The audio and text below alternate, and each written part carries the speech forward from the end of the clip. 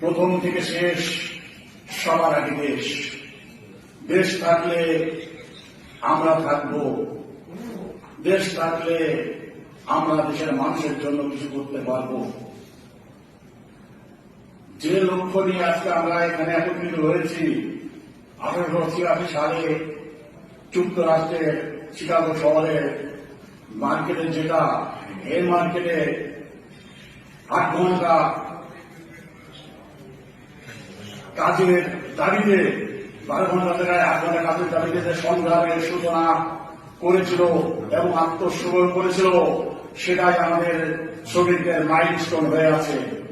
তারা এই শ্রমিকের আন্দোলনের যে ইতিহাস, সেই ইতিহাসকে এখনো ধারণ করে দেশে দেশে সব জায়গায় আন্দোলন গড়ে তুলেছে। আমাদের দেশেও সেই আন্দোলনের অংশ হয়ে গেছে। আমাদের এখানে যে বিষয়বস্তু আছে যে আমরা কর্মক্ষেত্রে নিরাপত্তা পাচ্ছি না, আমরা যেখানে কাজ করি শ্রমিকরা তার সামাজিক নিরাপত্তা পাচ্ছে না, কিন্তু এর মূল কারণ কিন্তু আমাদের দেশের অস্থিতিশীলতা, আমাদের দেশের শাসন ব্যবস্থা, আমাদের দেশের নীতি। কিসের জন্য? যে আমরা 200 বছরের গোলামি করেছি, ব্রিটিশের গোলামি করেছি। ব্রিটিশরা এদের শাসন করেছিল কিসের জন্য? শাসন এবং শোষণ করার জন্য। সেই দুঃখের বিষয়ে আমরা 54 বছর স্বাধীন হয়েছি, কিন্তু সেই শাসন এবং শোষণ ব্যবস্থা এখনো হয়ে গেছে। শাসকরা এটাকে ব্যবহার করে আমাদের সত্যিকারের মুক্তির স্বাদ তারা পেতে দেয়নি।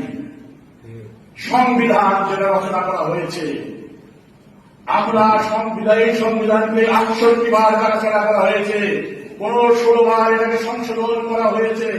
এই সংবিধানের আর কোন নিজস্বতা বলে কিছু নাই, এবং যখন রচনা করা হয় তখনও সংবিধানের স্বাধীন দেশে স্বাধীন জাতির জন্য কতটুকু গ্রহণযোগ্য ছিল সেটাও প্রশ্নবিদ্ধ ছিল।